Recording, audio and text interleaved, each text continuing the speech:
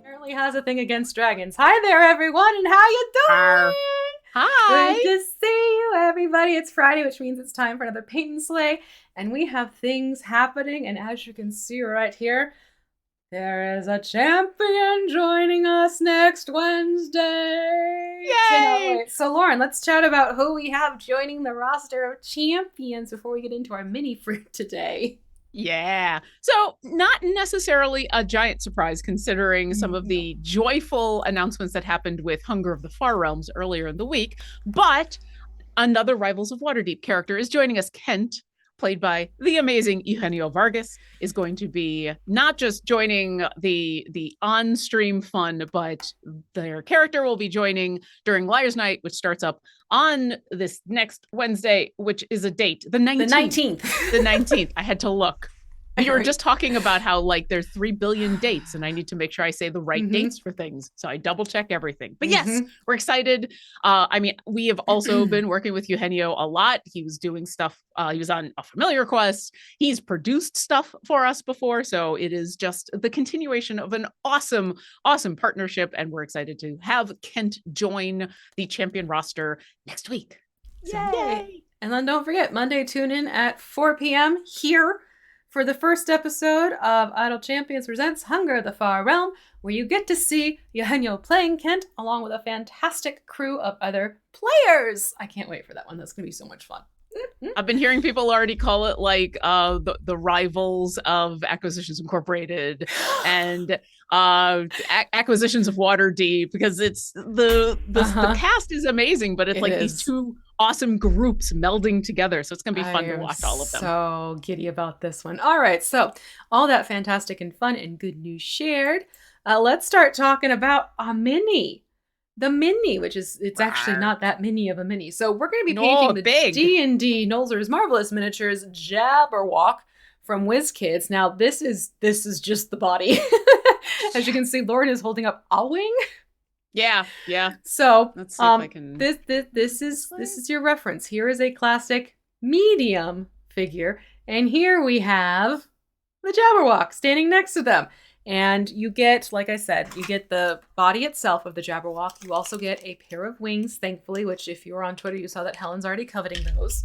And they provide you with a fantastic base of the miniature for a huge circle, which not hyperbolically speaking, but the actual, measurement, this is a huge monster. I mean, it's also pretty huge. It is pretty big. I think it's and huge, also right?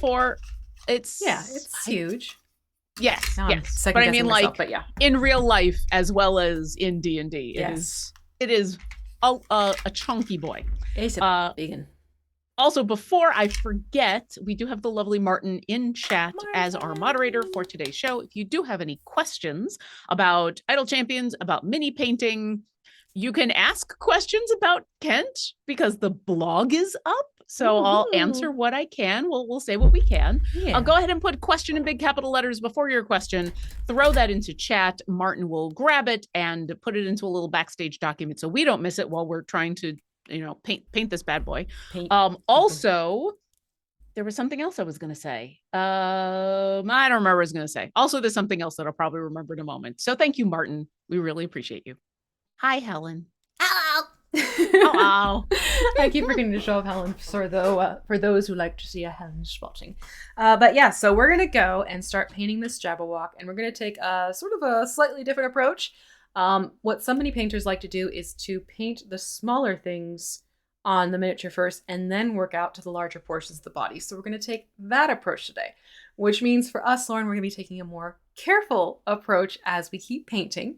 But we'll do things like starting with the eyes, going into the mouth. I was going to say the mouths. I'm like, that's a different beast. Going into the mouth and things along those lines before we actually start painting the sinuous, curvy body of the Jabberwock and its widespread wings, which, if you can see, there is lots of fun details going on with this mini between the scales, details that are happening on the upper portion of the wings, the leathery stretching and folds of the skin in the wingspan, like that. What's the space between the wings? Here we go back to the anatomy questions. Like, what's this part called? The flesh between the space between the webbing, the wings and eye. Would this be the webbing? Maybe. Chat will let us know. On toes and stuff, you call it webbing. Yeah. As a Smith 2601 is confirming webbing. And you know what? They were the first person to say something in chat, and so I'm going to believe it be true. Thank you. So yes, and then I just saw a quick question come in. These are all the miniatures that you see on our stream are from WizKids D&D Nolzur's Marvelous Miniatures line. And oh yeah, by the way, don't forget WizKids has been kind enough to share a code with us. So if you want to pick up this mini or other minis from WizKids, you can use code COVERYOUREARS10 off, and it should be good through this month. But you can only use it at dndmini.com, which is your one-stop shop for all things D&D miniatures from WizKids. Just an FYI. And there we go. Martin just put the link in chat for those of you who are in chat. Enjoy. Thank you, Martin. All right. So that all being shared and said, now you'll notice that the Jabberwock you see down here is definitely very gray. But if you look at the official art from D&D, it's very green. So I have mashed the two together. Ooh. So we're going to be using greens and grays on this miniature. So it should be a lot of fun. I'm looking forward to this one. Let me see here. And again, if you have any questions while we're painting about the minis as well, please let us know and we will get to those questions for you too. It's not just the game. It's basically all things Idle Champions and miniatures today. In fact, Legendary Dragon 75 just put in an excellent question because this is a fairly large mini. Wants to know, are minis expensive? And I mean, V is going to be able to give a lot more detail, but I will say it does depend. It depends on what size mini you are talking about. But V, what would be, without talking about like Tiamat size stuff, like the average range? Average range, and I'm going to keep this specific to WizKids because that's what I can talk about. Average range with WizKids can be anywhere from $4.99 up into sometimes like the $39.99, depending on the size of the miniature set. This one I believe is $14.99, if not $17.99, somewhere in that ballpark. So it depends on the size of your miniatures. When you're looking at your smaller miniatures, your miniatures that come in pairs, that type of thing, those tend to be in the lower $5 to $7 range. If you're going into miniatures that are larger creatures, like something like Helen size, a Helen size mini would be anywhere from $9 to $12. If you're going into Jabberwock size, $15 to $20. If you're going into something like, no, you can't see it in the screen. Never mind. I was going to point to a miniature that's behind me, but it's not in view. If you go into something like, a boat of some sort, or like their sky coach, that's where that gets to be more expensive. If you're looking at Tiamat, bless you for taking on that project, then you're over $100 easily. I still wanna. I know. Maybe for the holidays, maybe for Hanukkah, I'll get a head every night of Hanukkah. There you go. I don't know. There you go. And then just in minis in general, the material is also going to affect the cost. So it's things like your plastic miniatures will, again, vary in range, but then when you start getting into nicer things like metals, you'll see the price go up for that. For the mold style miniatures. For the 3D print style miniatures, again, that is going to depend on the type of material used by the 3D printers who sell their miniatures. If it is just, the linear PLA, I think is the spool style, those tend to sell for cheaper because they're more granulated and you can see the lines a little bit more in the print work. However, if you have someone who has a resin printer, one of those really beautiful ones, yeah, those will be a little bit more expensive when you go to purchase them from the 3D printers. So just it's a varied range. You do get what you pay for. I will make sure to say that one. If you get a miniature that's on the cheaper side, you might find things like you have to clean mold lines a little bit more. Or, like I said, with 3D printing stuff, you have to worry about the striations. So just, be ready to invest in what you want to. It is your call as a miniature painter, but know that you can find a mini to paint in a variety of budgets. So I will leave it at that. Hopefully that answers your question thoroughly. Pretty thorough question. I mean, or pretty thorough answer. Cause yeah, there is a range. And I, on a regular basis, when we put up the information on the Discord, discord.gg/IsleChampions, about the mini that we're painting and the all the stuff that you need, the mini does tend to be the most expensive thing. Once you take into account that you're buying like a set of paints and a set of brushes, which are going to be used for multiple minis, the mini is the investment. But it is I wouldn't say, unless you're getting like a giant dragon, I wouldn't say it's expensive, especially if what you're looking to do is have fun mini painting. If you're looking for something specific, you may have to pay a little more just because finding it could be harder. Yep. Mm-hmm. Yep. And, I just saw Asmith's comment about having resin printers are great. They're an investment. Okay. So it does become affordable to print on your own once you've put in the time and the monetary investment of paying for the printer itself and learning how to use it. So that's why I want to make sure it's clear the resin printers aren't just plug and play. There are nuances to how to work these materials, how to work the printers themselves, how to do settings, how to adjust the miniature files themselves. So I want to make sure that's clear because I don't want to mislead anyone thinking like, I can buy a printer and print like you would for a paper printer. It's not like that. No, I have a very, very good friend who has had experience now with multiple printers over the past couple of years. Let me grab the black while I'm talking. And yeah, it's a skill of his that he's had to learn about not just printing, but like positioning of the printer and cleaning up the mini and like what works and what doesn't, where to put it in his house so that the cats don't get at it. There's ventilation is proper, etc., etc. There is so much that goes into it. So just keep that all in mind. I am not discouraging. Keep it all in mind. I just want to make sure people are aware. I was about to say, if you're willing to put in that kind of effort, the terrain that he's able to get and the customization of the stuff that he can get for exactly what he wants for a game is amazing. So really black. So we're going with black, and I'm using my round little detail brush, and we are going to black out the eyes. So we want to keep the black focused on the eyeball, not so much getting it up onto the eyelid, which actually goes all the way around the eyeball. So I'm going to work around the edge of the eye between the eyeball itself and the eyelid, kind of like coloring books, coloring in the lines first, and then I'll get into the center of the eye and paint the rest of it black. And these eyes are so big that I actually started with the mini right side up and I just moved it upside down. I got to start spinning to get at the bottom. Yeah. Yeah. He's so big. He's a big eyeball. His eyes are bigger than Helen's. Now, I was and still am one of those people that never read the original poem that this came from. Jabberwock, I love it.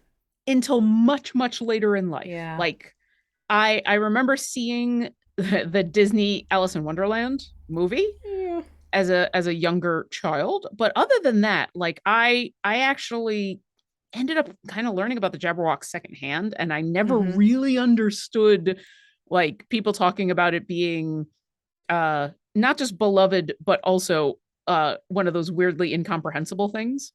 until much, much later, like well past college. So it's taken me really into playing D&D to learn and to like read the poem and that whole thing. Yeah. But it's been a lot of fun to see like the D&D version of this creature. Oh yeah, I mean, it's definitely a creature that's influenced a lot of fantasy stories, novels and games, etc., etc. Yeah. And it's a creature. It's a blending of your worst nightmares and dragons and etc., etc. It's a neat one that's floating around out there that I always love seeing people nod to and incorporate and uh things along those lines.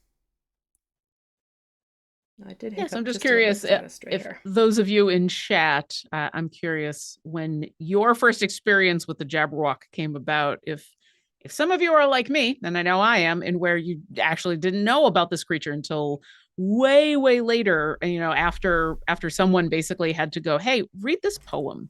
Mm-hmm. You should know about the origins of all these things that you're talking about, all these geeky things. Read this poem. Right.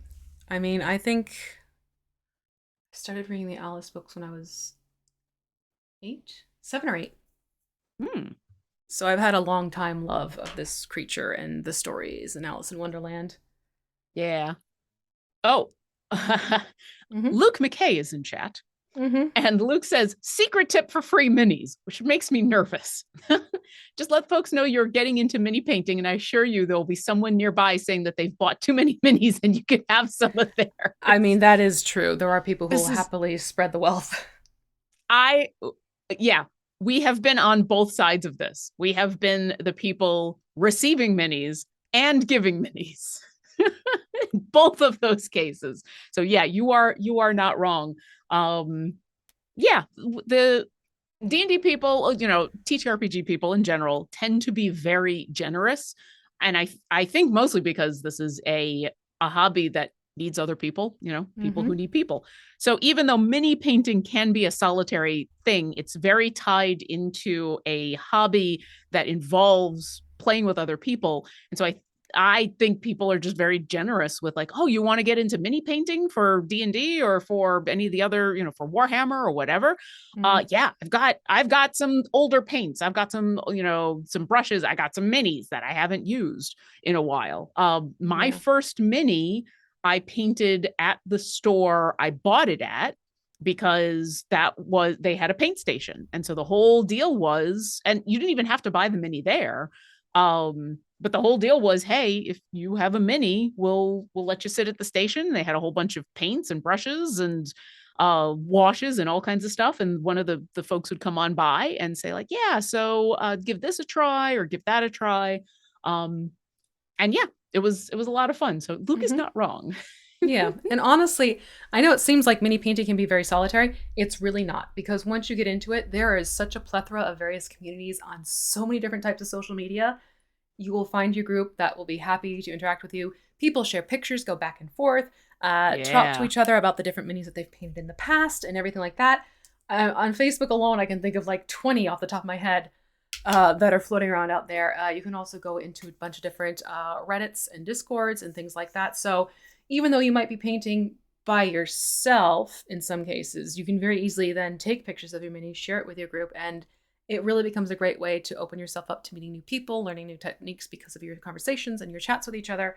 So I do encourage people to at least start sharing on your own social media, because as you share and open yourself up to talking with people, and by the way, if you don't want criticism, make sure when you share your miniature photos, say sharing for fun, constructive criticism not needed or not wanted, that type of thing, because then people will know to just comment on it.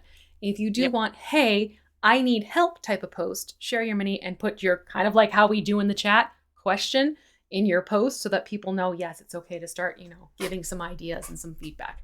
All right. So that is creepy. Yeah, I just got mine done too. Oh.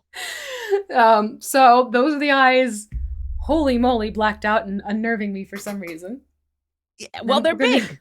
They're big and they're big. shiny and they don't have a pupil. So there's It's just- many, many, many reasons why. All right. So while that dries, We're going to then work on the interior of the mouth. And since we have blackout, get yourself some bloody red. And we're going to make that nice dark red that we like to do for inside a mouth. All right. So it's like that Merlot color. Merlot. So like more red to black?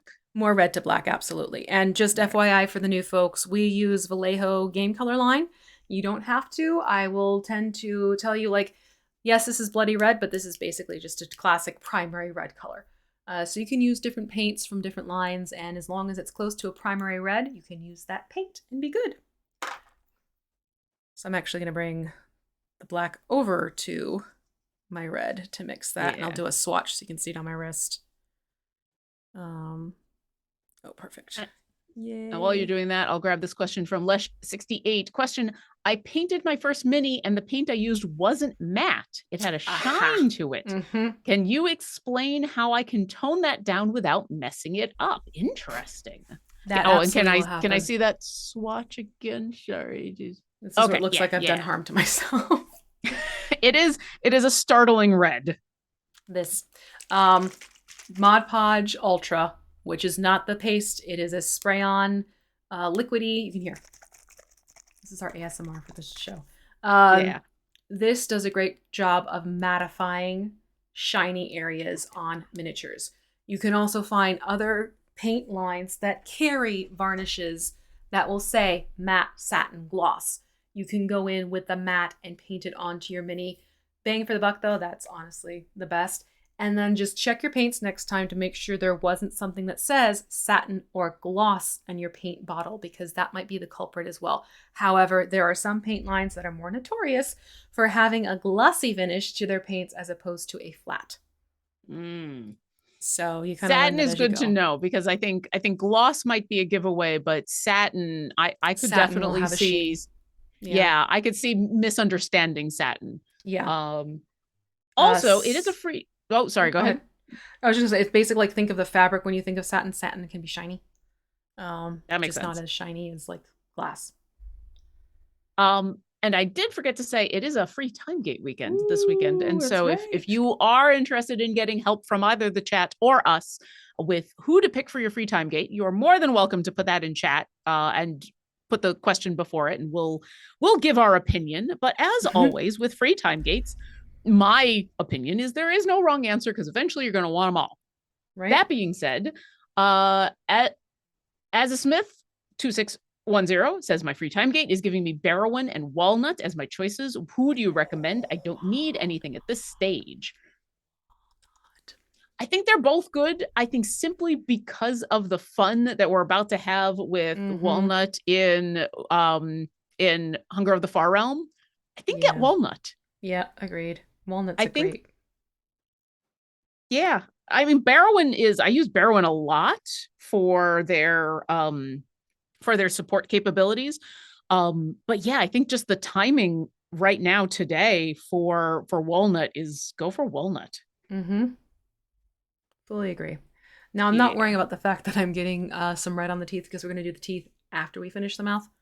So just FYI on that one, if you oops-a-daisy, it's okay. Because this is a nooks and crannies style mouth. There's a lot going on. Even inside the mouth, you have different bits of texture happening. And I'm actually going to reach for my hooked brush that I have. Oh, yeah. To get in there instead. I've been thinking about getting one of those, but we haven't needed it for a while. But now that I'm attacking this mouth, absolutely, I wish I had one. Yeah, when I say hooked brush, it's literally I've taken one of my brushes and I've just bent the barrel to create a hook. And you can do that, like just hold it in a pair of pliers and bend gently. And I do have those brand new jeweler's pliers that we bought for when we were having fun with Iris. So maybe I'll experiment with one of my older brushes, or one of the brushes that I don't mind if I whoopsie and break. Or if you have like you were just talking about, you have a bunch of ones, like take one of your ones and do it. That's true. Now, that's actually brings up another question though.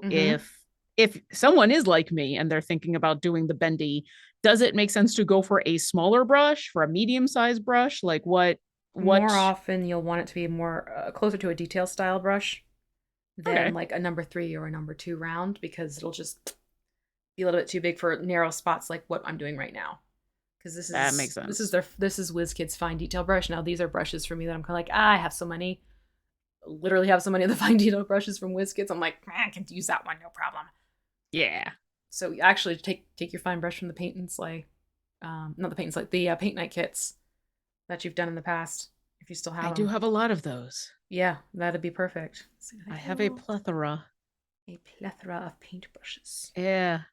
Detail brushes, I've had a few. Whoops, I just got on the side of the mouth. That's okay. So this is what I've gotten done for the mouth, which tell me that does not look even more disturbing now. Ah. Good grief. Mm-hmm. Good griefers. Let me just quickly check something. Yeah, I'm just I trying am to going to get. put it onto the. You can see there's a bit of a gum line happening here. Is that the gum line? Hold on. She's thinking out loud, folks. She's thinking.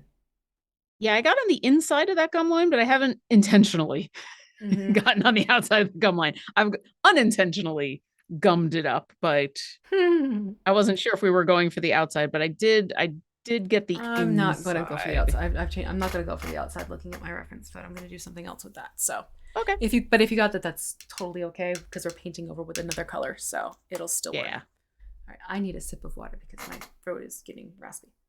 Yeah, sure. Meanwhile, I will go to Mr. Ray, who asks Nira's or Binwin. Nira's.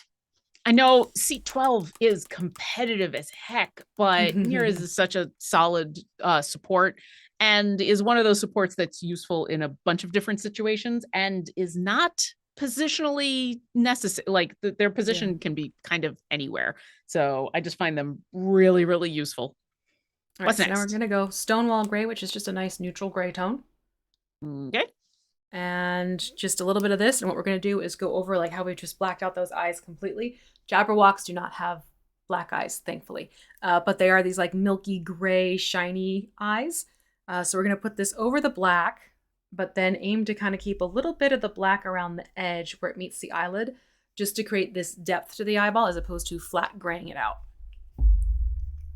And is this like a dry brush type of thing or are we painting? Painting it on. I'm gonna thin Okay. it a little bit, Okay. just a little bit, so that it's not fully opaque. Where's my water dropper? So you want it to be kind of like warm maple syrup, not just cold maple syrup, because cold maple syrup is more viscous. Warmed is Also, it's not different. fun. No. Cold maple syrup is sad. That means stuff has been sitting out for way too long. Mm-hmm. But here, I will Mr. show you. Nobody's son says Cathris or Gosrick. My time gate also has Deacon, but I already have them. Oh, that's good to see. Yeah. Uh, for the same reason that I said Walnut earlier, I'm going to say Gosrick because Kent is coming Yeah. out and having bunches of Rivals of Waterdeep are going to be awesome. Also, Gosrick is just super good, especially that armor ablation. I find very useful in a lot of situations. Yep. So, So you can see Gosrick for the win. I'm not going as close to the edge as I have before. Yeah. I'm letting that breathe a little bit as I put this Stonewall Gray on. Still kind of the same concept though. I'm going around and edging first before I go and paint in.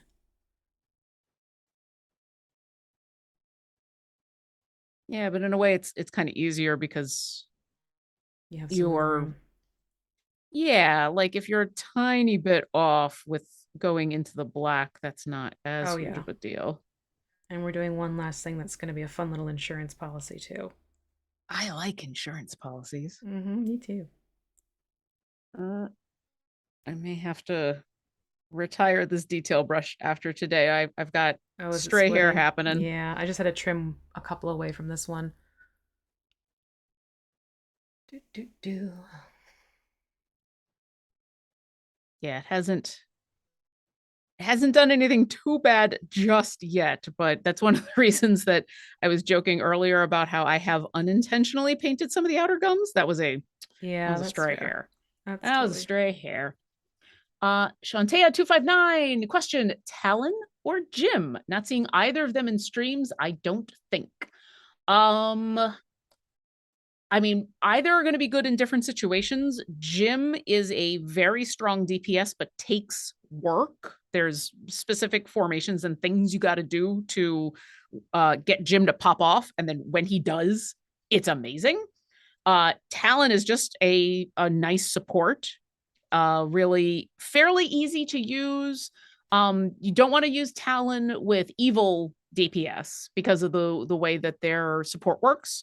But otherwise, Talon is solid. So do you want a nice solid support? Go for Talon. Do you want a really awesome DPS that's going to take a little bit of finagling? Go for Jim. There you go. I do use Talon quite a bit because a lot of the DPS that if I have a choice about using do tend to be good. And so I don't have to worry about because one of the things Talon does is reduce how powerful evil champions are, but gives that boost to good champions. So you don't necessarily want an evil DPS and Talon in the same place or they will fight. They don't get along well. Nope. But, if you're using Farida or Birdsong or some of my other favorite DPS, then it's great. Yeah. Then they're just fine. How did I end up? That is not a circle.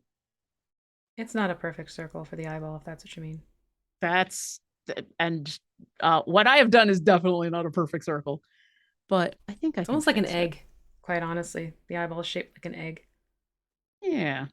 Okay, well, these hands keep moving and like brushing my fingertip every so often, and it's... Yeah, it's also a very creepy hand. And that's just it. It's very much like, yes, mother. Hello, mother. Mm-hmm. Leave me alone. Just adding to that creep factor. Yep. Yep, it is. I mean, that's what this month is all about, right? Creepy. Right, which is, creepy, spoopy time. Yeah. Or candy time.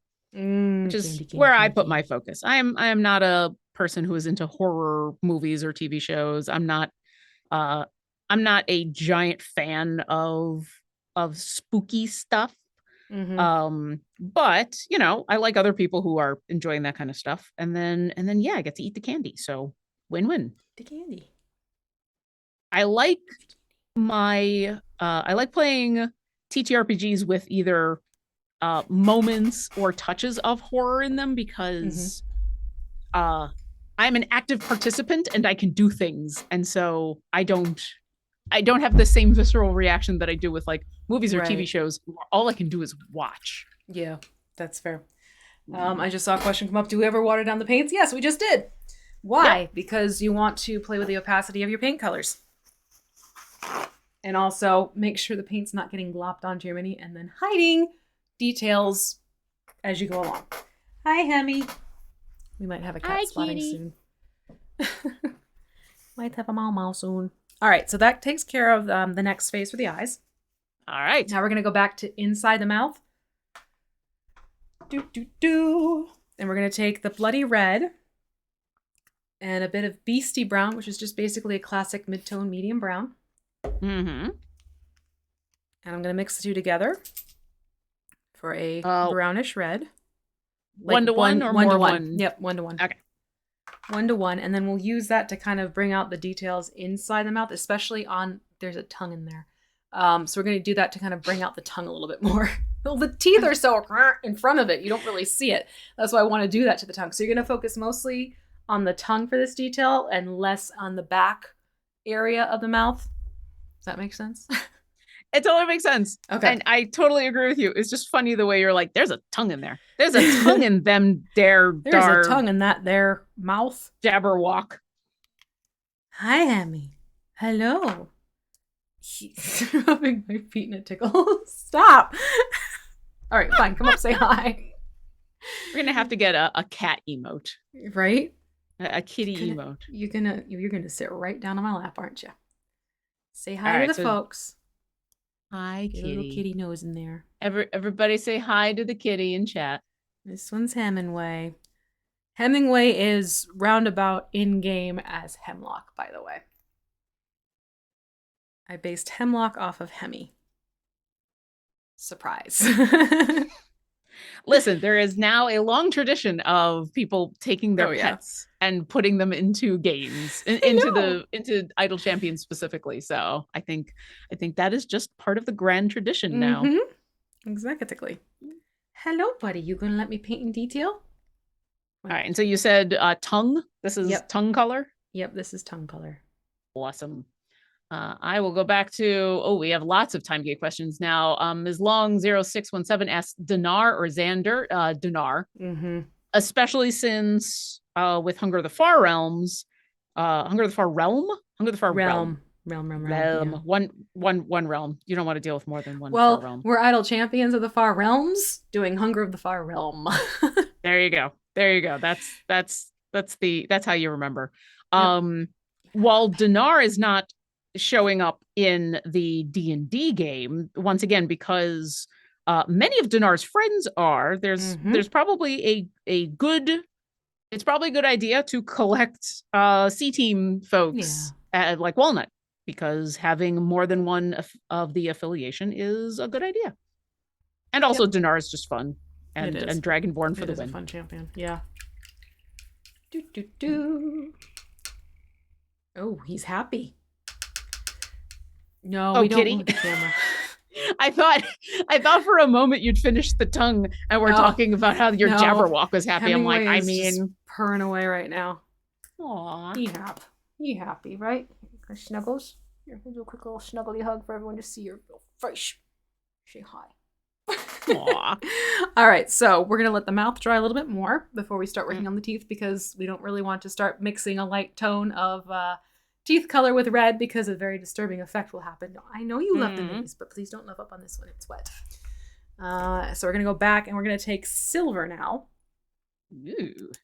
And we're gonna paint it onto the eyeball, but this time silver is gonna go over the complete eyeball, and we are gonna thin it out just a teensy tiny bit if needed.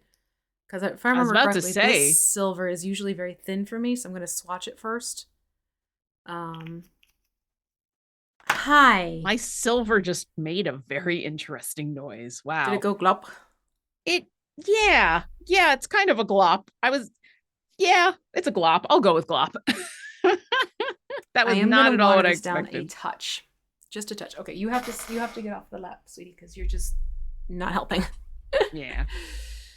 I'm gonna water mine down also just a touch, but I do remember the silver is already very sheer.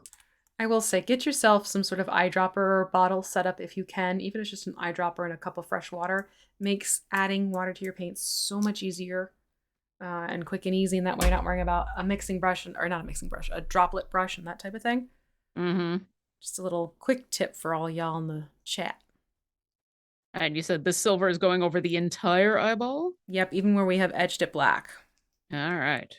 And then we're going to get with that lovely, creepy, almost glowing eyeball look to it. And Hemi left a present of a fur. A little bit of hair. Hold on.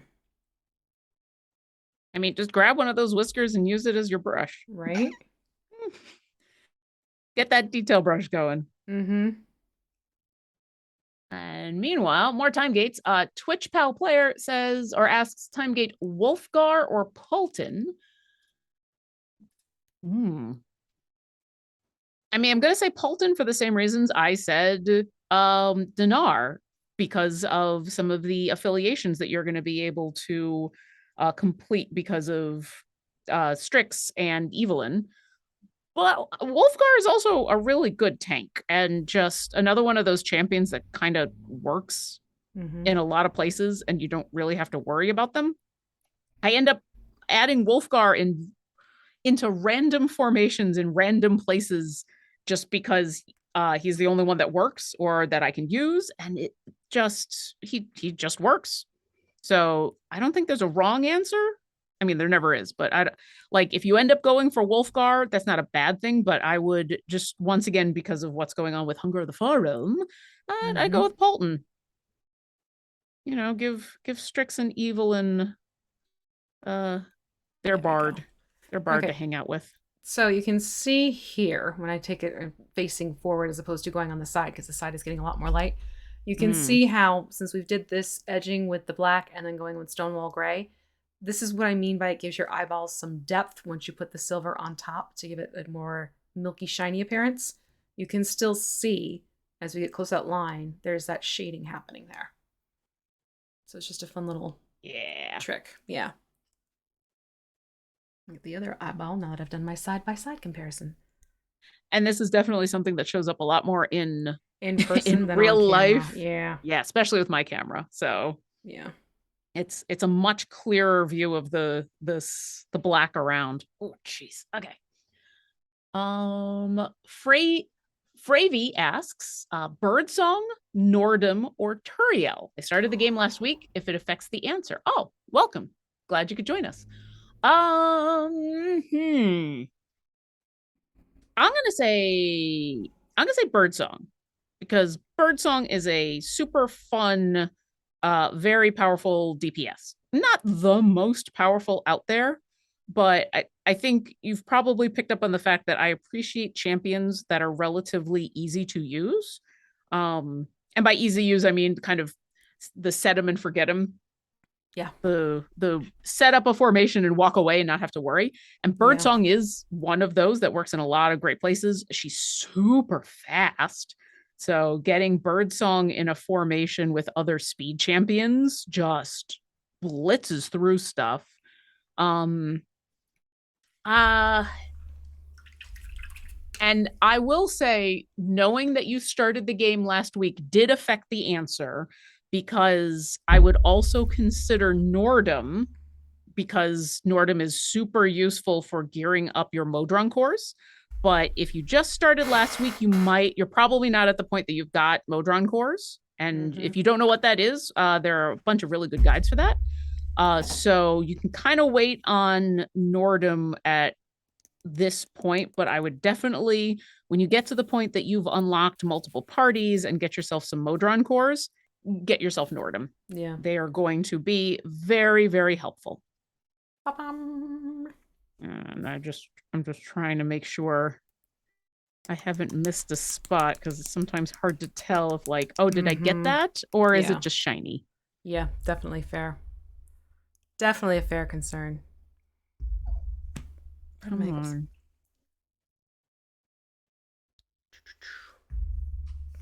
I am very happy with how these eyes look. They are eerie. Yeah. We've used silver in a couple cases to make things eerie. It's fun. Because it has that nice sheen to it that just, almost opalizes the eyes in a way. Yeah. I will say, if you can get a hold of opalizing agents in your paints, fantastic ways to make really creepy cataract-esque like eyes on your miniatures. Fantastic for your undead creatures like zombies and things like that. So I would recommend, if you can find an opalizing agent, you can find it at craft stores, even like the craft paint section. Yeah. So I recommend that. All right, so we're going to go over to leather brown, and we're going to paint the teeth leather brown. Straight out leather brown. Straight up leather brown. You don't need a bunch of the leather brown. Just like a little nudge of the color will be great. I think I might actually go for a smaller detail brush on my end for this. I like using a nudge as an amount. A nudge. I know exactly what you meant. Measurements. I mean, there are totally old cookbooks that use dab, smidge, dash. Like, if they can do that with cooking, especially baking recipes, I can totally do that with paint colors. That's always the only time I really watch TikTok is every once in a while. My lovely husband, who participates in TikTok a lot more than I do, tells me about B. Dylan Hollis has another video out. And if you haven't seen B. Dylan Hollis, he is this wonderful gentleman who, it's a cooking show is what he does. And he specializes in cooking from old recipes.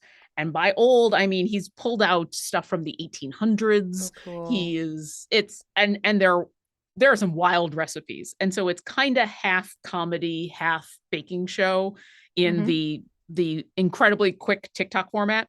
And some of the stuff that he bakes are are delicious. He taste tests all of them Oh, afterwards. neat. Um, but yeah, on a regular basis with some of these older recipes, he'll get stuff like he won't even get like a pinch or a touch. He'll get add raisins. And he's like, How many? but how many? How many am I supposed to add? Yeah, I mean, I have a couple recipes from my grandparents that are very basic. Like there's not much detail on them. Mm-hmm. And they are literally those types of recipes where, because they've been shared throughout so many family members, it's one of those things, if you forget the exact measurements, you can call up your aunt, you can call up your cousin, be like, hey, remember Grandpa's sugar cookies? How much of the nutmeg is supposed to go in? Like, oh yeah, this much. Yeah, You you thought it just was have gonna give it away. nutmeg down here. Could you be more specific? Right? So it's interesting when those are the recipes that sort of persist through history and people discover Yeah. them later and they don't have the advantage of family being right by to walk you through it. Nope. Nope. They ended up in a cookbook and no one thought to ask, Yeah. Doreen, hey, how many raisins do you actually put in that thing? Hey, Doreen, how many of them raisins you want in there, hon? Yeah. And I do recommend the Dylan Hollis on TikTok. Definitely watch. He is wonderful. Mm-hmm. I am not someone who cooks or bakes on a regular basis at all. I am very fortunate that Luke does most of that. I just don't. The one exception is on a yearly basis, I do make my mother's stuffing for Ooh. Turkey Day. Mm-hmm. And it's a relatively simple recipe as far as like it's mostly just chopping things up and putting things in the crock pot. It's super easy. Yeah. But there's a lot of stuff. And I did the first year that I did it on my own and I emailed her for the recipe, and the recipe did include add this, this, this, and this. And I had to call and say, Ma, hold on a second. I can't read your mind. How much of this? Mm-hmm. And she's like, oh, a bunch of them were spices, but some of them were things like breadcrumbs. Like, how much? So yeah. And she's like, well, just what makes sense. I'm like, talk to me as someone who doesn't know what sense is. But I don't know how much makes sense. That's definitely a thing though, because like I feel badly. I'll make things and people want recipes, but I also grew up learning how to cook from, my Italian grandfather who was you toss in this, you toss in that until it tastes right. So I grew up with that method of cooking. So I can eyeball measure at this point with a lot of my dishes. They're not even recipes. It's just I know it's these ingredients go in together and I just eyeball about what it should be. There's definitely. Oh yeah. The other fun thing is that my mom was so used to cooking for not just a family of 4, but a family of 4 that she would also make enough for guests and then also to freeze, especially with holiday stuff, but like on a regular basis, because it was just more economical for her to buy food in amounts that would give leftovers so that we had leftovers for days. So all of her recipes for a very long time, until about the last 15 to 20 years, were in amounts for an army.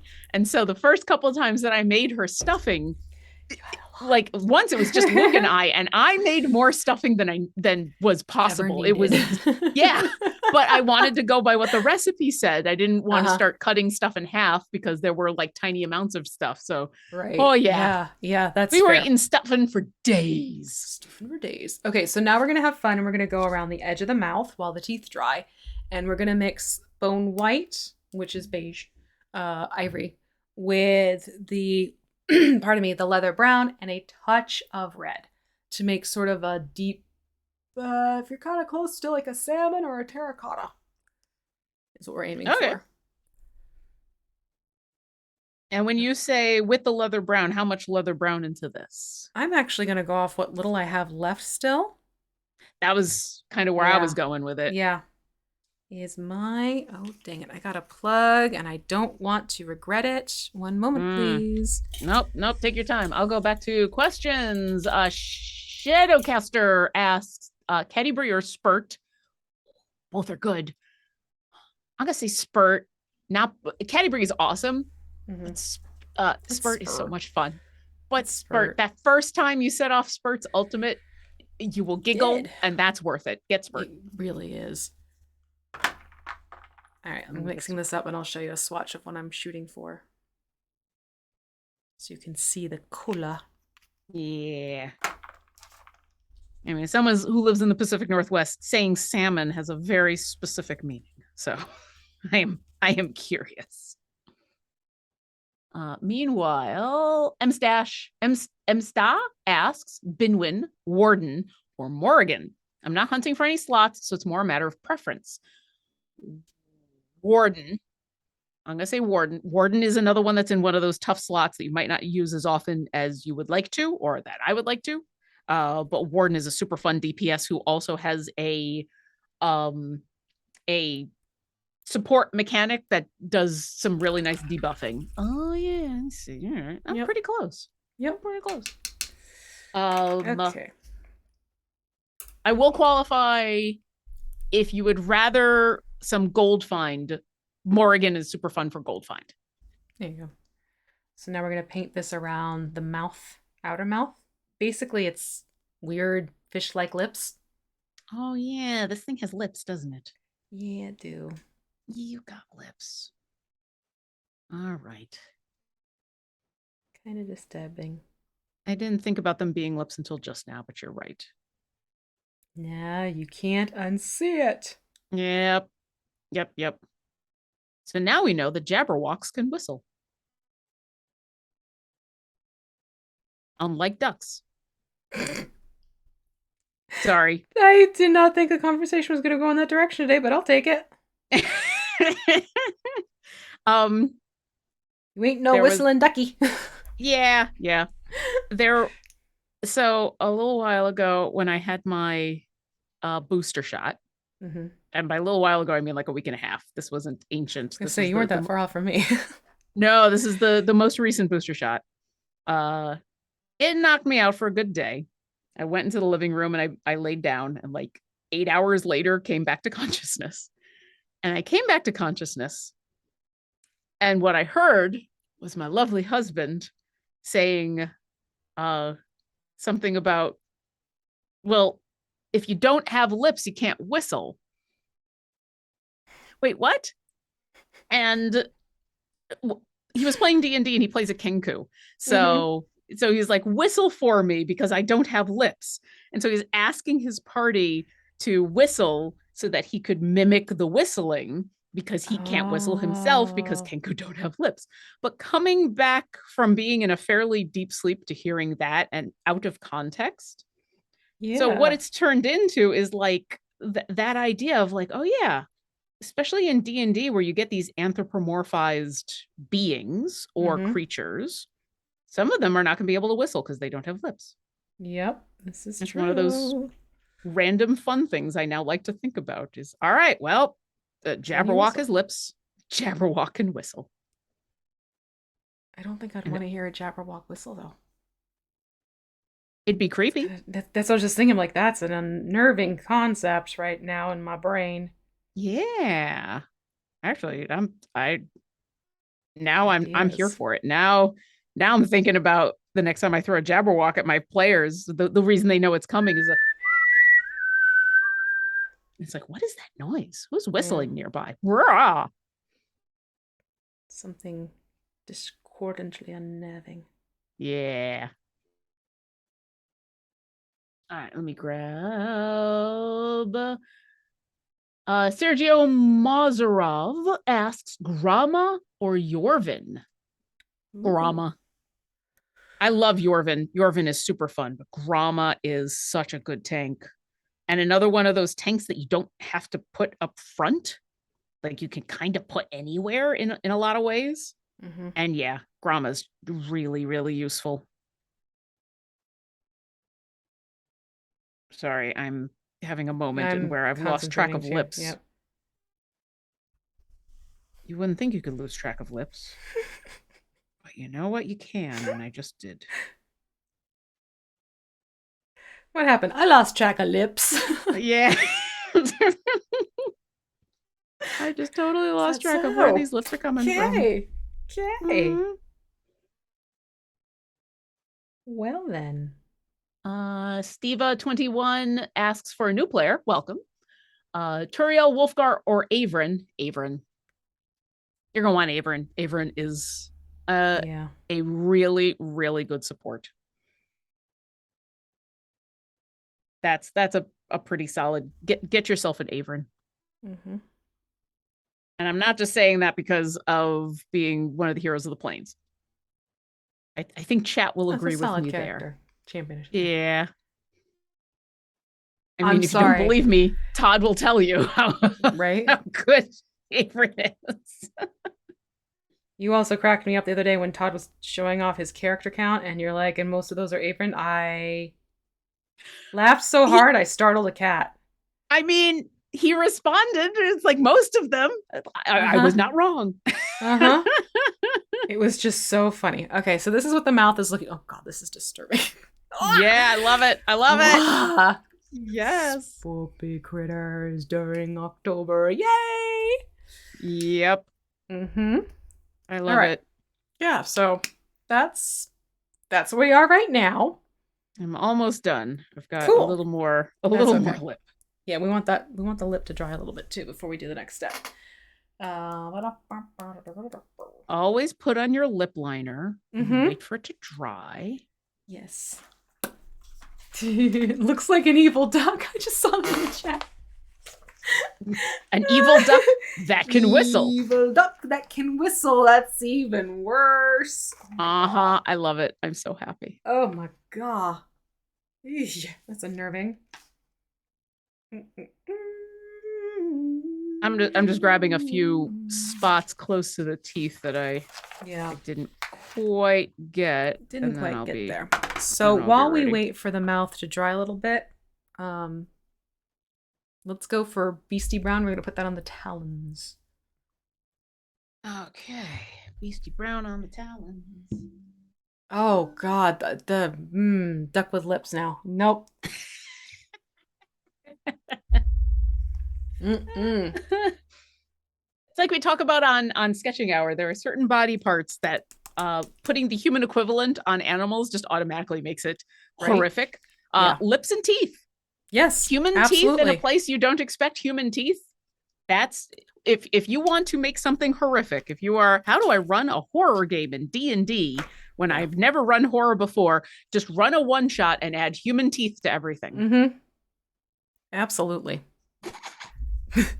All right, so I'm gonna go in and paint the talons Beastie Brown. Okay. Oh, and these suckers are long. They are. Get ready for an extended mani-pedi. Yeah. But I really do want to make sure that mouth is dry before we do any additional detail on it. We have some fun colors floating around right now. Baverin says, what does a Jabberwock eat? Answer, a Snicker snack. A Snicker snack. People. I mean, both of you. Both of you are right. Callan7 says, my time gate has Birdsong and Black Viper that I don't have yet. Suggestions? Both are good. I'm going to go Birdsong. Like, I love my Black Viper, but I think Birdsong in general is going to be a much better DPS. And like I said before, just super fun, super fast. Fast and fun. I'm assuming this is one of those moments where if I get Beastie Brown all over the base, it's not a big deal. You're fine. Okay, good. You're totally fine. I just did the same thing because it's a very awkward angle to try and reach something. So, yeah. And you have 3 talons on the back and 4 on the front when you're working on each foot or hand. Hands have 4, feet have 3. Good to know. Looking to count. I am actually. I was just looking for hidden talons. Not hidden talents, but hidden talons. Hidden talons. Oh, that would be a good tavern name. The Hidden Talon. Ooh, yeah. I like it. I like it. Hello, Miss Thing. Let's see. Lesh68 says, or asks, Birdsong, Twent, or Jim? Slots have 4, 5, 5 already taken.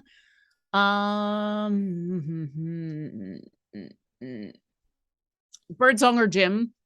And like I've said before, Birdsong if you want an easier to use DPS, Jim if you want the more powerful but slightly harder to use DPS.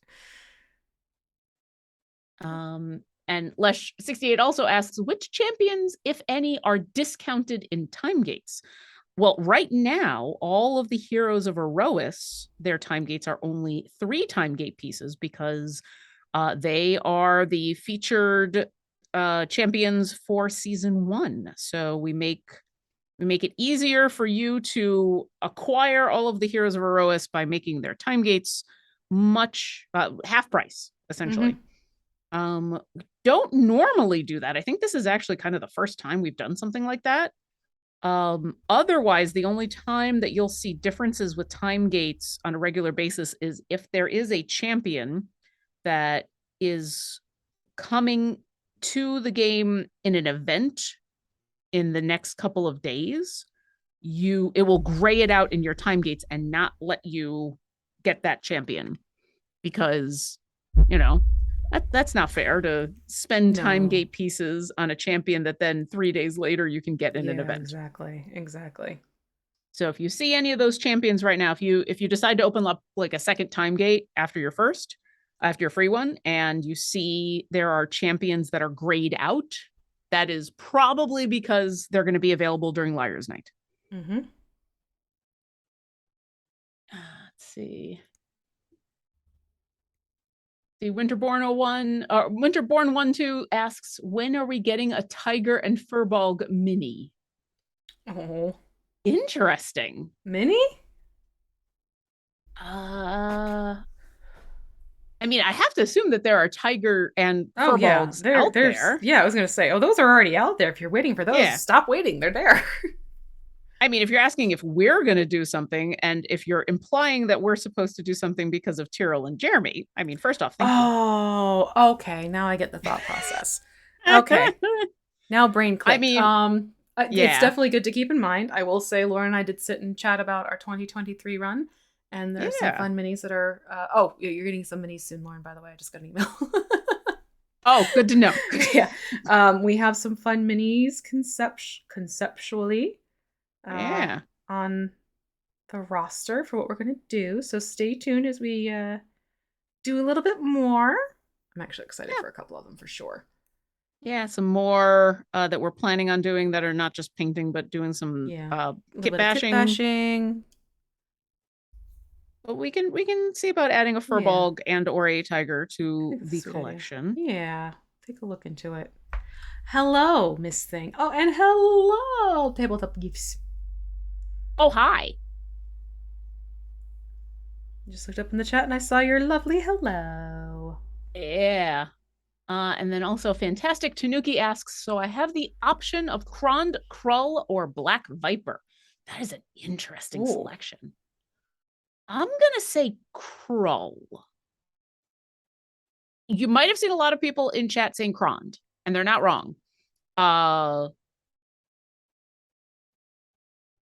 Yeah, I'm going to say Krull just because they're such an interesting support. And you can get better DPS other places. Like Krond is very useful to have. Right. But I'm going to go Krull. Krull is just a lot of fun. And also their ultimate is incredibly powerful and has helped me in a lot of cases. Sending those ghouls out there to be like, hi, we're going to explode in your face now. Excuse me, pardon me, exploding. Yep. These front legs, it is a little harder to see where the nail ends and the finger begins. It is. They're definitely more elongated. It's interesting. The one that's on the ground, they're stumpier talons. And the one that's on the raised hand, they're longer. I noticed that too. I'm glad that you're not wrong if you're puzzling over that one. I'm like, okay. Maybe the one on the ground is digging into the ground a little bit more. Yeah. That's what we're seeing. We're losing some length to the ground. Or it's the Jabberwock and it's a weird creature. And that's just how it is. It just has different size claws for no reason whatsoever. Just claws.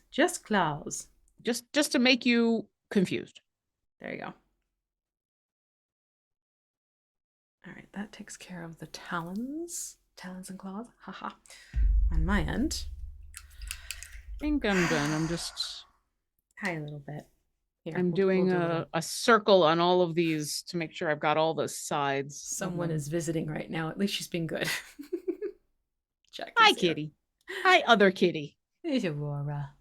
It's Aurora. Okay. I think I got them all. Okay, cool. So, now as we let those dry, we're going to go back to bone white and we're going to dry brush the teeth and the mouth. Yeah. Bone white and dry brushing. Yep. This is going to be one of those fun days, and by the time we're done, my paper plate is going to look very artsy-fartsy. Exactly. Just because of all the little tiny dots we're putting everywhere. Okay, what is going on with my bone white today? It does not want to play nicely. It keeps clogging. Ugh. Ah. Sound effects. There we go. Well, you know, when you have that moment where you're like, if I squeeze any harder, I'm in trouble. either this is either gonna work, or I'm gonna need to take a break. So I'm gonna go for a flat brush for dry brushing, and work this along the teeth, and then bring it up and around the mouth. And it's a teeth and gums, you said? Yeah, basically the mouth area. Okay. So I'm gonna start with the tooths. Something like that.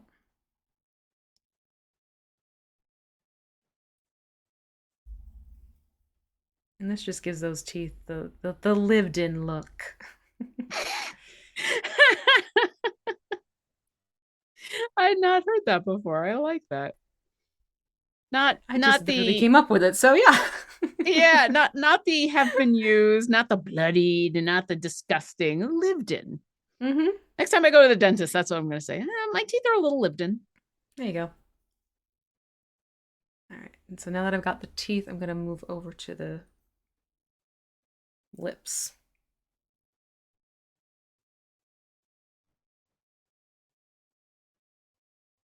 And meanwhile, I'm going to look back on over.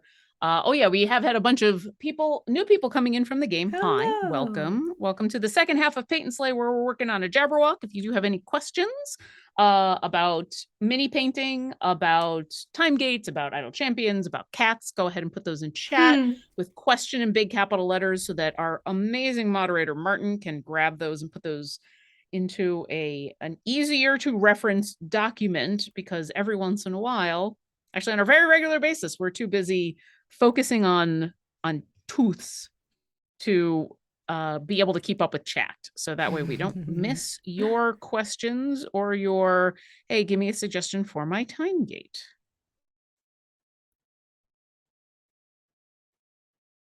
Yeah, doing the dry brushing on the mouth just brings out some of the color of that salmon even more. Yep. Yep. And when we do the wash with the Agrex, it'll kind of blend it a little bit more, but you'll see where I'm going with it. Yeah. Are you acting as a hand rest, or what are we doing here, young girl? I'm doing whatever I want. I'm a cat. I think she's realizing my hand moving around as I'm moving the mini turns into inadvertent scritches on her head. She's not dumb. I wouldn't be surprised if she's like, this isn't inadvertent scritches. I'm making these a Do cats and squirrels play nicely together? Heck no. Not mine. Mine stalk the squirrels they see outside. Something awful. They spent the whole day yesterday staring out my back door, looking at the squirrels. Thinking hard. Sometime soon. Also, I like this. The Lurking Writer asks, will we be painting a dormouse and a March hare in future episodes? I mean, I love the idea. If they show up in the game, sure. Right? Okay. All right. What's next? So now we're going to start working on the body. Ooh. Yep. So get your goblin green. All right. And Stonewall gray, and we're going to make a sage green. Remember how I said we're going to mix some green and gray together? Yeah. All right. However, I have not used my goblin green, which is really just like a light olive green color. Although because I haven't shaken mine in a bit, it's showing up on camera as a brighter green than it actually is. Yeah. Yeah, I gotta shake this up. It's been a while since we've used our greens, come to think of it. So Yeah, definitely. I know And how this to do is one of this. those in where it striates and you can see Oh like God, yellow and green in you get there. like emerald, yellow, tan. Yeah, Yeah. this is in need of a little bit of shaking it. Shake, And shake, when shake, Sonora. I had that going through my head too. Oh, oh, And oh. what part to what part are we doing when we We're gonna do, let's say, 2 parts goblin to 1 part stone. Okay. And I'm assuming we're gonna want a fair bit if we're talking about Yes, we the are. body. Yep, yep. Because this is going to go, I did this on purpose. This is gonna go under the chin, basically the tendrily things, to the side of Okay. the face, and then it's gonna go down the neck, around the bend, and you'll see. You'll see. But yeah, Okay. you want a good amount. You definitely want a really good amount. All right. And you'll probably want to, once you get past the face area, upgrade to a larger brush. Just FYI. And I'll do a That makes swatch so you sense. can see what I'm using for this as well to help. But, basically a nice sage green. Like if you've seen sage in a garden, aim for that. Dusky green. I've seen sage in a kitchen. That tends to be a little bit darker if it's dried sage. Yeah. Yeah. Tell me a little brush. I think I'm gonna need more. Man, the stone wall that I put down next to this green just got eaten. Oh dear. The green just went nom and it did not Nom really nom. change color. It's Oh, just like, then yeah, you yep. need a little bit more. Yeah. Here. All right. So this is a nice garden sage. I'll clarify. Not cooking sage, garden sage green. Mm-hmm. There you Oh go. yeah, I need more. I definitely need more. That's what you want. Yeah, I didn't know my goblin green was gonna be so hungry. Gotta feed your goblins. Mm-hmm. All right, there we go. Now we're getting that bright green. Yeah. Or that it's not bright, it's that Light. palish green. Airy. What did you do? Rory just came running in here all tee hee ha ha, and that normally means she's done something to one of her brothers. Uh-oh. Yeah. Ew. Okay. Sorry, I had to switch out paper towels. It's totally okay. It was time. The time has come, my little friends, to talk of many things. Talk of these tentacles. Mm-hmm. Shoes and ships and sealing wax and cabbages and kings, and why the sea is boiling hot and whether fish have wings. You're very good at that. Tallulah come out to play with cabbages and kings. God, I was obsessed with Alice in Wonderland when I was little. I've never actually even read the books. I should. Oh, it's a really cool set of stories. Very episodic in chapters. Mm-hmm. So, yeah. Yeah, I don't know why. I don't know why it just never came across my my desk when I was a child. Mhm. It just wasn't. I don't know why, except for the Disney movie. But I think, especially Right. for those of us who grew up in the '80s, Disney movies are kind of ubiquitous. Right. They're like Marvel movies now, which is ironic Not wrong. considering Disney Not and wrong, Marvel, and right? where the vast majority of people have seen them, or at Mhm. least know of them and are aware and that kind of thing.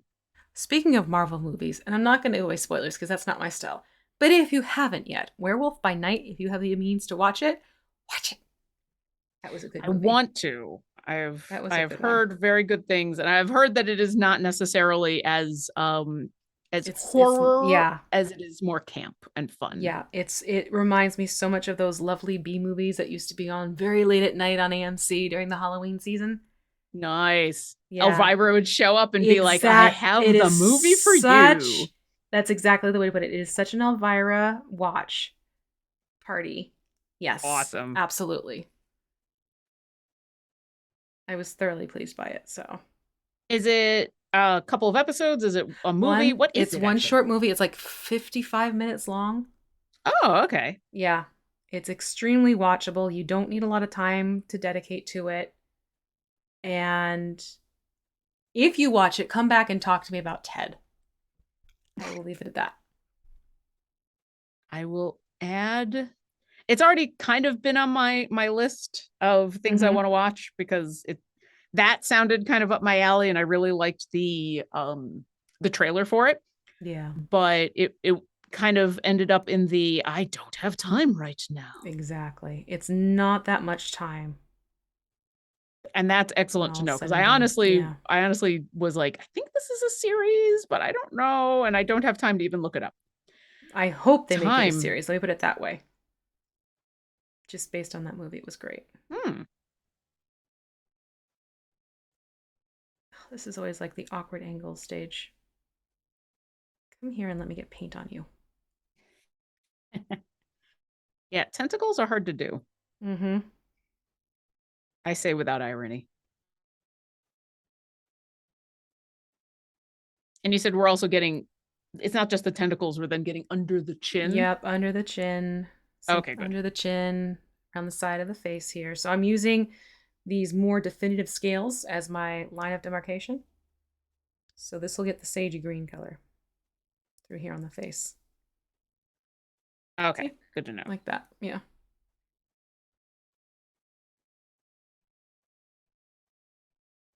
All right. And anyway, Banyan says, V, you liking Werewolf by Night isn't linked for your liking of a certain is your liking for Werewolf Oh, by Night Lord. linked to your liking of a certain Black Die Society character, is it? I have been Team Werewolf for a very long time. Let's put it that way. Mm, Vampires are awesome and cool, don't get me wrong, but I find that I tend to be more inclined to like the werewolf characters in movies that have vampires and werewolves. I always have. I don't know mm-hmm. why. Everybody's got a preference, so that's fine. Yeah. I think I I'm find them more kind of the same way. intriguing, just storyline wise. I don't know. Because there's still that thread of humanity that courses through them, and I don't know. They're more compelling for me. Werewolves, I would as also opposed to just rather vampires. be a dog than a bat. So, I mean, There there's you go. that. That's fair. That is completely fair. If I had to make that choice, I want to be a puppy. So Yeah, I want to be a let me puppy. be a dangerous puppy. Let me be a puppy. Pup. I have had fun in the few times I've been able to play Vampire by Night. I've had a lot of Mm-hmm. fun. Um, that being said, I think I proved to myself at least that I really need to play Werewolf from the World of Darkness because when I got a chance to play Vampire, I ended up playing a Gangrel, Oh, and yeah. which is basically like, hey, you want to play Vampire, but you actually want to play Werewolf. I didn't Here's your realize compromise. exactly what. Yeah. Yeah, here, be a vampire that can be a puppy. Yeah. And I didn't exactly realize what I was doing until I built the character, and I went, oh, Oop. okay, well, now I know. This is where I live. Yep, I'm just gonna own this. Unlive. That's fine. This is where I undead. I will just be the undead who happens to like also being a dog. There you go. Nothing wrong That with was a that. fun character. But that's the most important thing. Did you enjoy the character? Yes. Mission accomplished. Yeah. And it was for a one shot, Even and better. yeah, I know half the fun is a vampire is kind of digging into the darkness of it and the angst of it and Mm-hmm. like the that fight between uh what's left of your humanity and your And bestial bestial side, nature. yeah. Yeah, and like that's super cool and compelling, but it was also kind of fun on a one shot to play the character that's like, I like being a vampire. This is super cool. Right. I'm having a lot of fun having all these powers and everything, and I'm just not going to Exactly. think about the Yeah. fact that I could go evil at any moment because Right. why not? So yeah. They're very much a YOLO in some respects. Like, Yeah. embrace it and go for it.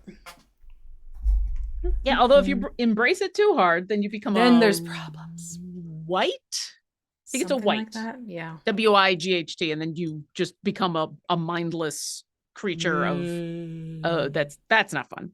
No, we don't want to go into So that territory if it's avoidable. yeah, so there are definitely reasons to not completely give in to being a True. monster, but yeah, I liked the idea of playing a vampire who likes being a vampire, who's like, I get to be a kind of a superhero, except I don't have to worry about saving people. Which I guess is evil. Yeah. I want all the power and none of the responsibility. Morally ambiguous. Yeah. Which is Vampire. Vampire the Masquerade. Very morally ambiguous for sure. I'm gonna miss out on watching New York by Night tonight because I have a rehearsal. Yeah, I'm gonna have to catch up on the YouTubes. I'm running out to the stores after I clean up from the stream. And I'm gonna get myself ready for New York by Night tonight.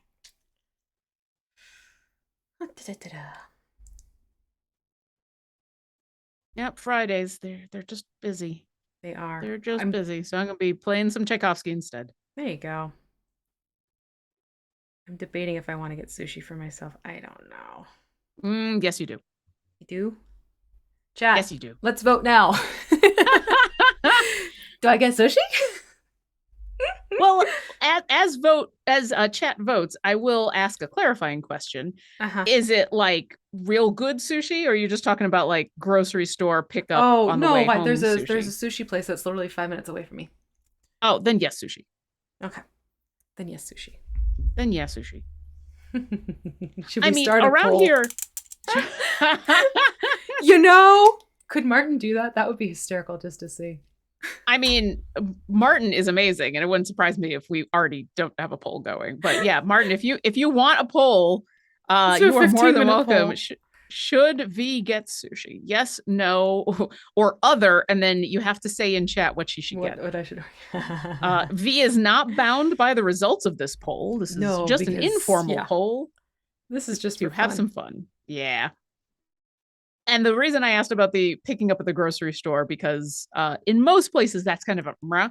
However, I do live in the Pacific Northwest where even even the grocery stores around here, their sushi is like there's an actual sushi chef who makes it. And no, you can't get anything fancy. But it's good sushi. I will say, are you familiar? You're familiar with Wegmans, right? Oh, I love Wegmans. I miss Wegmans sushi so much. There's not a Wegmans too terribly near me, but I have gotten sushi from Wegmans when I've driven almost an hour to the store that is near me. It was decently good. That doesn't surprise me. Wegmans prepared foods has always been top notch. It was one of the reasons I liked visiting my grandparents in the summertime, because they have they had a Wegmans there, and it was always like, oh, you can get like the really yummy foods. Oh yeah. Which of course would drive my grandfather bonkers, because that family had still has a restaurant, but it was a restaurant family, so it was like, what are you doing? I'm buying this food. I can just bring something home from the restaurant. Just let me know what you want. Yeah, but I didn't want to make you have to work, and so I'm just making life easy and picking up at Wegmans. Yeah, exactly. I miss Wegmans. At least the Wegmans near me in Ithaca used to have a hummus bar. Oh wow! Oh, and the olive bar. Oh yeah, they had the olive bar too, but like a literal like.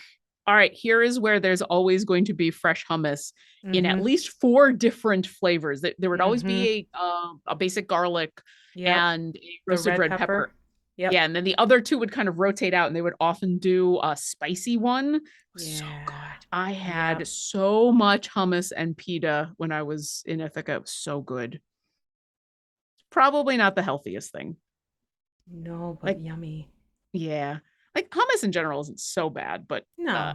In the quantities I was having it, it's probably bad. Well, I mean, a lot of it depends on the vehicle in which you're consuming it too. That's true. Like celery and hummus, not as bad for you as rich pitas and hummus. Yes, that is also true. Yeah, All right. Ooh, sorry. it's okay. And I was just because I was just looking. I've gotten to the front here, and so I'm looking at. This All is right, I'm so doing you it. do go down the breast into the Mm-hmm. undercarriage. Yep. Yep. Okay. Cool, cool, cool, cool, cool. Yeah. It basically it's the larger plate scale details that we're getting. Okay. I just want to make sure I wasn't uh Well, I didn't go wild with the green and no, accidentally it's a lot paint of the something yeah. You're because good. I've done that before. I've definitely done that before. We've come back and I'm like, oh, you didn't want me to paint that. I just died. Yeah, Well, but you can always guess what? paint back over it. That's the beauty of it. Mm, this color, especially. Some other Yeah. colors that I've done that with, not so much. Not as much, but a little insurance policy here. We're good. Yeah. I'm hoping that we should be able to finish up at least this part today. Yeah, because I definitely don't want to have to remix this That's green. just it. I've been trying to plot it carefully so we're not worrying about a remix. Yeah, well, even if this is all we do for the rest of Yeah. today, I'm okay with that. I Oh, think we absolutely. should. Yeah. All right. Oh, meanwhile, I should look. Lurking Writer wants to know what pieces of Tchaikovsky we are playing the Fourth Symphony, which is awesome. I am not playing first oboe. I'm playing second oboe, so I don't get to play all of the amazing, amazing solos. But the first oboist is awesome, and he does a fantastic job. That is the second half of the concert. The first half of the concert is four different piano concerti, Ooh. uh, single movements because they are the winners of a concerto competition.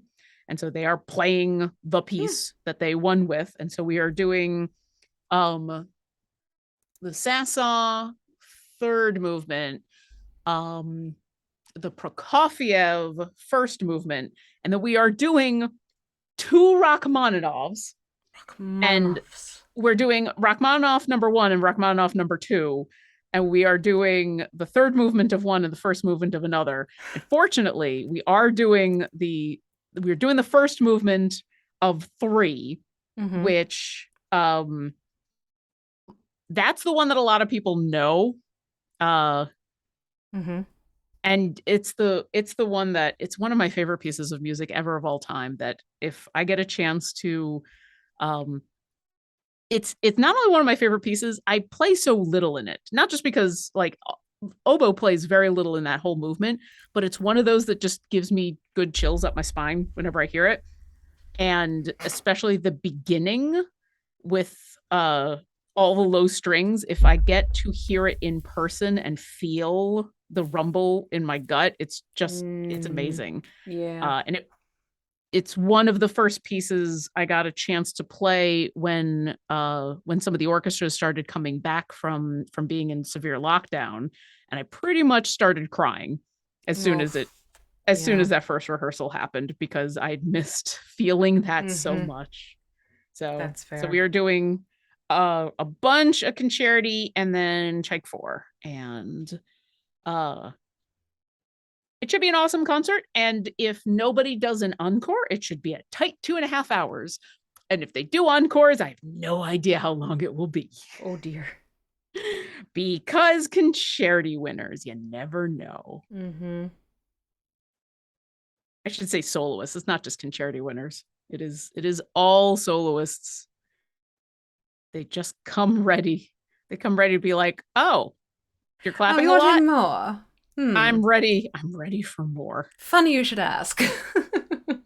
Yeah. I don't mind it. I think it's actually Right. really cool when they come prepared, especially if they come prepared with something that is so completely different than the concerto that they just played.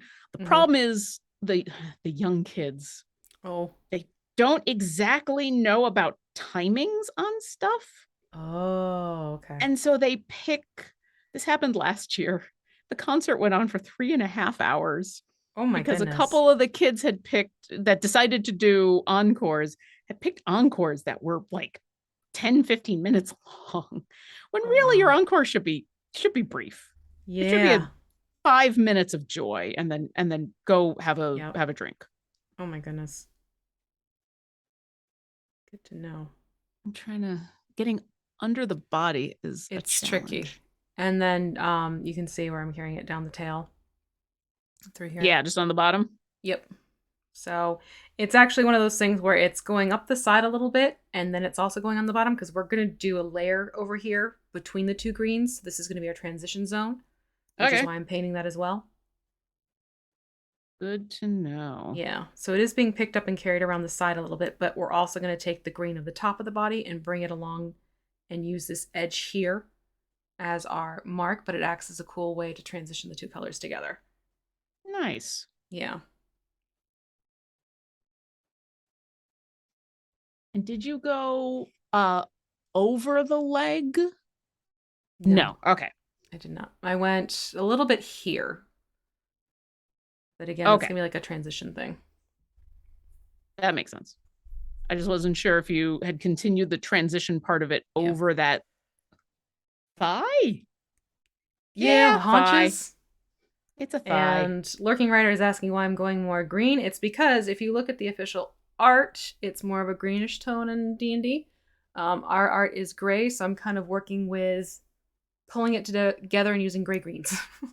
Yeah. For the next time, I'll grab the official art and Oh put no, it on it's the totally overlay cool. at the same It's totally time. cool. Because I mean, that's a valid question. Like, Yeah. we've got this gray version. But yeah, I'm liking the green because the gray is really cool, but I like that the green stands out more. Yeah. And I've always what I like about the Jabberwock is how startling it is. Yeah. In so many ways. And so having the green, I think, helps a lot with that. Ugh. Yeah, and gray minis can kind of fall flat, no pun intended. Mm. So it helps to give a gray creature a dynamic undertone, just to give them some more visual interest. Whether you do blue, lavender is a great undertone to use with grays as well. Green is another good one. Would stay away from warmer tones because then you start getting into argumentative colors together. But yeah. Is that an actual official term, argumentative colors? They combat with each other, as a lot of people will say. Contrasting That's colors. so cool. I just I've like never to. heard it. Yeah. At least that's what I grew up with. The That's colors are such a combating with descriptive each other. way. Yeah. Yeah.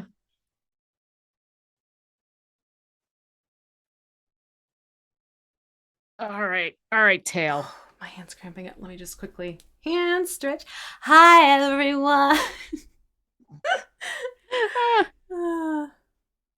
Oh, yeah, no, I know it wasn't a criticism Looking Writer. It's more explaining the thought process. Yeah. Well, and like I said, it makes sense as what we've got on the screen is the gray one. So. Mm-hmm. All right. I can see that the crook of this tail is going to be fun. Yeah. I like the detail in these underscales, but it's got enough of a... You have to go back and work it. Yeah. You can just totally miss part of the underscale, but I don't want to go too thick. So Right. Definitely fair. Oh, I totally missed some over there. There we go. So did the poll end? I wasn't even looking at Oh, shoot. I totally... okay, yes. Overwhelming yes for sushi. Overwhelming yes for sushi. Says okay. Martin. Martin says overwhelming. Yes. Okay, so sushi is gonna be a thing. Yeah. Question : yes, there will be a new episode of Radiant Stories tonight on Be Never Ending. We are on episode 10 of 12, so we're getting towards the end. For those that are wondering, our heroes are currently in Sansatlan. They are investigating the Fiend at Hollow Mine, which is the name of the adventure. So I'm not spoiling anything. I mean, I'm not spoiling anything that you wouldn't already know going into the adventure. Right. And so, yeah, they've just last week found out some very disturbing and terrifying information about what kind of demon they might be dealing with and who might be involved. And this week we'll see what happens. They're currently in the titular Hollow Mine from the Fiend at Hollow Mine. And if you join us, so the show starts at 4 p.m. Pacific, which is 2.5 hours from now. 1, 2, 3. Yes. I had to do math and then I had to do math again. We do a recap at the beginning. So if you do want to just jump on in and watch live, but you haven't watched the other episodes, fear not, there will be a recap. And you should definitely join us because we have a lot of fun. And I'm not just saying that because I'm the DM. But yeah, I'm excited. We're getting towards the finale, not just of the Fiend of Hollow Mine, but also of the entire show. Oh my gosh, that flew by. I know, right? So this week is episode 10. Next week is episode 11. And then we have a bye week in where we're not going to have an episode, but I will be on talking about running the Fiend at Hollow Mine, kind of the same way I did with the last adventure that we did. So kind of talking about adapting that for our game and some of the fun of that adventure and some of the things that we had to leave out and some of the things that we changed and some of the things that I learned, because every time I play one of these adventures, there's all sorts of stuff where I'm like, I need to learn more about that. I need to get more into that. So yeah. And then the finale will be November 4th. Oh, wow. And we'll see if our heroes have discovered the full plot of what's going on in the Radiant Citadel and save the world. Ta-da. Spoiler alert. I am going back up to where the paint has started to dry now and just filling in because there have been a couple places where I've missed a spot. Yeah. So that's what I'm doing right now. There's just so much lovely texture underneath here. Yeah, easy to miss. Ooh. Yeah. Also, I need to add a little bit of water to my paint because it's starting to dry. Yeah, mine was starting to thicken up a little bit. And yep. It's getting a little zesty. Okay. There we go. And also, we've only got about 20 minutes left. So if you do have any questions, now is the time to get them on in. Ask any questions you've got about Idle Champions, about painting minis, about Kent, who's the latest champion, who's going to be coming out next week. If you've got a time gate question you'd like to ask about, now is the time. And then after us is going to be Garwar, doing Garwar's Guide to Everything. And that is always a good show to stick around for, especially if you do have Idle Champions questions, because Garwar is kind of an expert and has lots of good answers. Like he's got a guide for that or something. Yeah, multiple guides. He's good at that. And do we want, while we're finishing up grabbing these extra spots, do we want to talk about what we're doing next week? Because we're not doing what you'd expect next week. No, we're not. I think Helen can come out and play. That actually works that can try a little bit more for me. So y'all know and love Helen. Helen's here. Hi, Helen. This stemmed from a couple of episodes ago. We were talking about Helen and how Helen looks sort of like a candy corn, because Lauren and I are both candy corn fiends. Absolutely. It's bad. And got to thinking and chatting, and I was like, well, people want to know if we would paint another Helen, I should say, although it wouldn't be named Helen because this is our Helen. Paint another Roper. And it's like, well, if we paint another Roper, let's do the candy corn thing.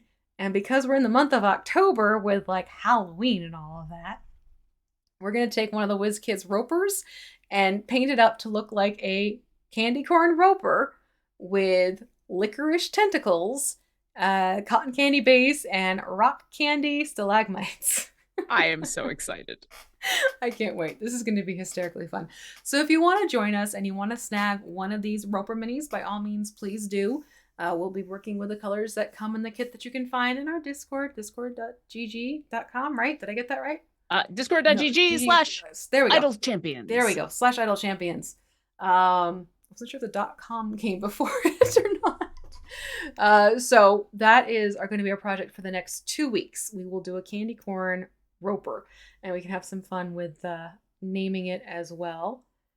And Yeah, then and then we'll go back to the Jabberwock. Exactly. We'll go back to the Jabberwock and keep going with that into November. Yeah. So yes, it should be a lot of fun. I'm looking forward to it. So a tiny break from the Jabberwock. More information to come. More to come. Why does this armpit have to vex me? It's a tricky one. Not gonna lie. I mean, all of them are, but this one is especially problematic. Why you gotta? I think it's the angle of how the arm is lifted, almost, but not quite. Yeah. But yeah, I'm definitely going back in and finding like little spots as this dries. Yep. While you were so eloquently talking about that, I was doing exactly that of like, oh, there's a spot. Oh, there's a spot. In fact, missed another. I saw a spot around the mouth, so I'm gonna switch over to my detail brush because I know how this is gonna go if I'm not careful. Ta-da! And I'll take a second because I haven't looked at this in a while. Question Colin wants to know, will Garwar's Guide to Everything raid the show?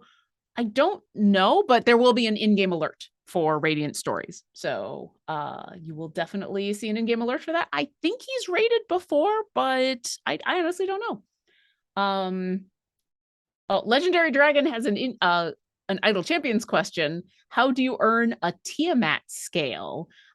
Yes, so that is Tiamat scales are earned by playing the Trials of Mount Tiamat in the game, and you use scales in order to craft legendary items.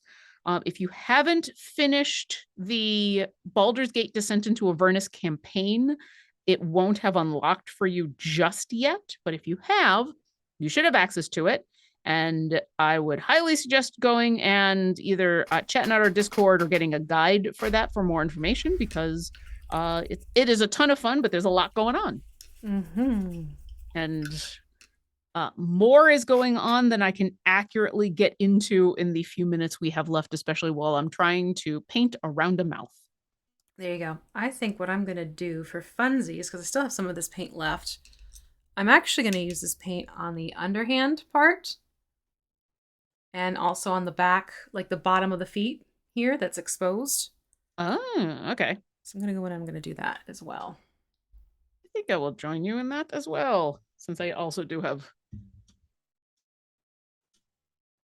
We've got 10 minutes and, 8 minutes. We've got 8 minutes and a little more time. So let's see if we can do that. Like, this is definitely not going to be ready to do any type of dry brushing. No. But I'm thinking, looking at the design here, I want to get this with a little bit of this lighter green underneath. I think that would be a cool effect. I also like the idea of just getting just the underfoot that's lifted up. Yep. It's like the hint of green. Yep. Just a touch. Now, when you're doing that under the arm, yes, how far close to the hand are you going? I took it down just a little bit, and I'll do like some crossover paint with the other green that's going to go in. Okay.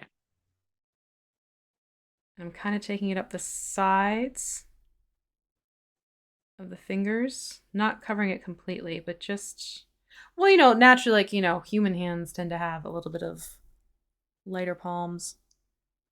Yeah.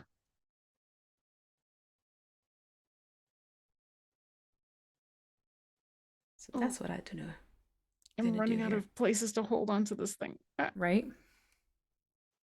He's a tricky You would think a creature this big, you wouldn't run out of places to hold it. And yet. Here we are. And yet here we are. Here we are. Well, Gloria Esteban for you. Yay.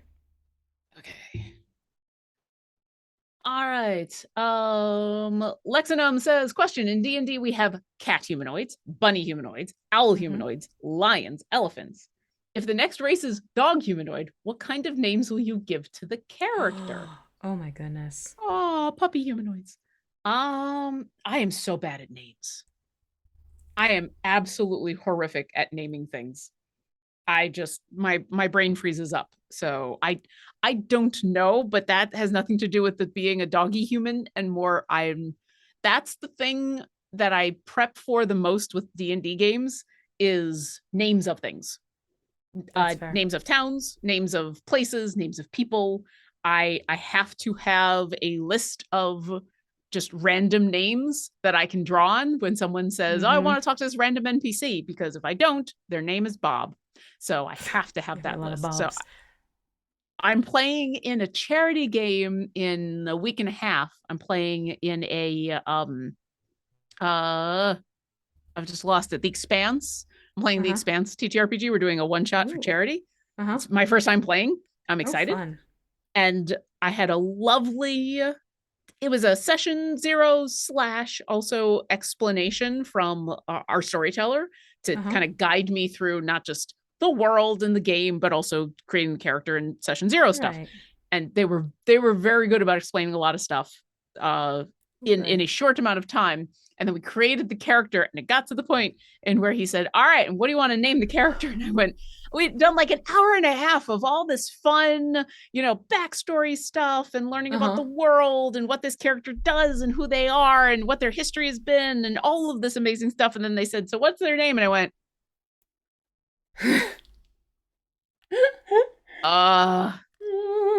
uh, is there a Well. list of names I can draw from? Mm-hmm. Mm-hmm. It was bad. That's fair though. I I mean, mean, Lexington, what would you call your doggy humanoid? I would totally steer into like how like dog breeders give these ridiculously long names like Lady Fluffykins, Trot-a-lot, The Cuddlekins. fourth. The fourth, exactly. Like something like that. Yeah. I'm looking over at live chat and I'm loving so Seranum9 says Rolf, which I appreciate. Oof.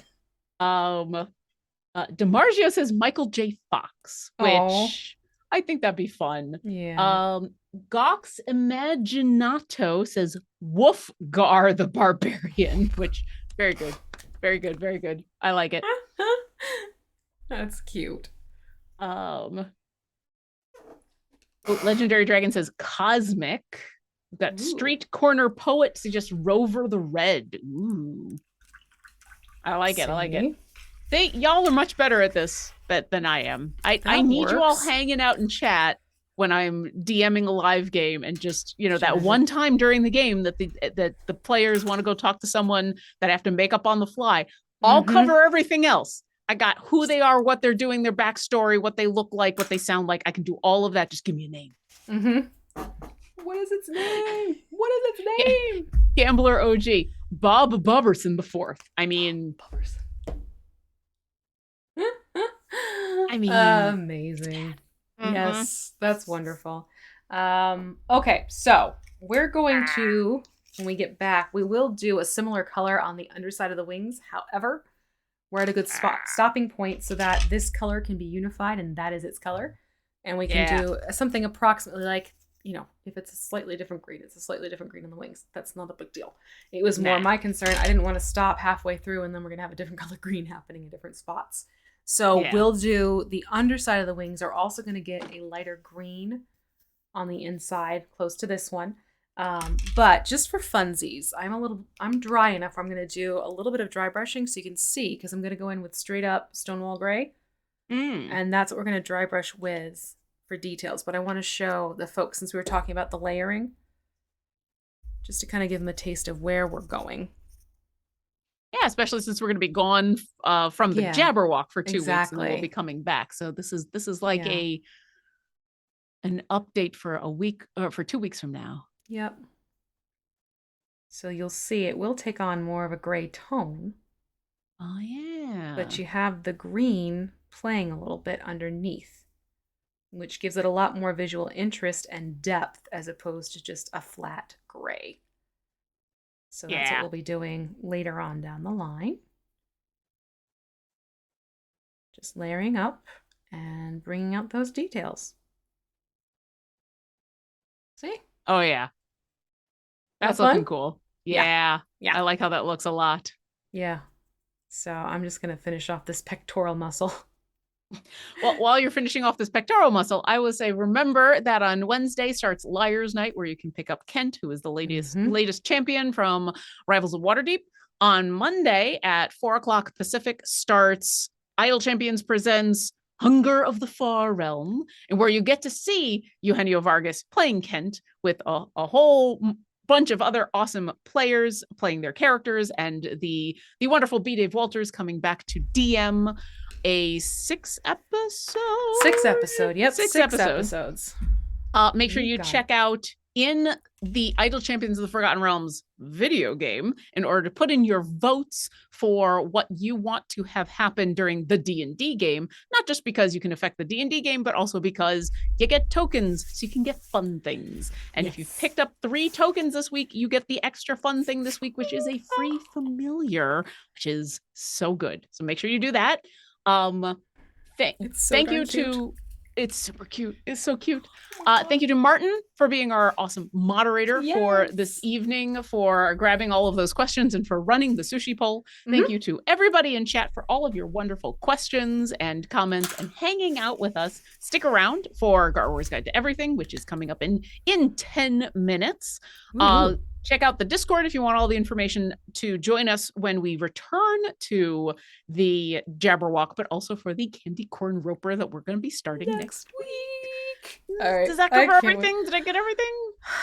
Yes, that is everything. Except, have a great weekend, folks. Take care. We'll see you next week. Bye.